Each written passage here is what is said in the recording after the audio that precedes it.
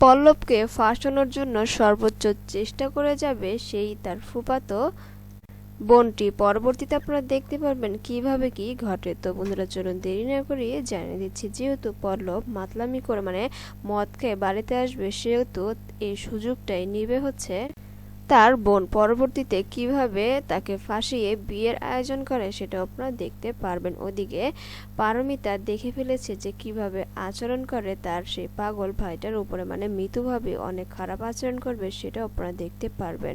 আর এদিকে ইরফানকে রিয়ার বাবা কিন্তু সরাসরি জানিয়ে দিয়েছে, তুমি যদি আমার ব্যবসায় লাভবান করে প্রফিট এনে যদি তুমি আমাকে দিতে পারো, তাহলে আমি তোমার বাবার পাশে দাঁড়াবো।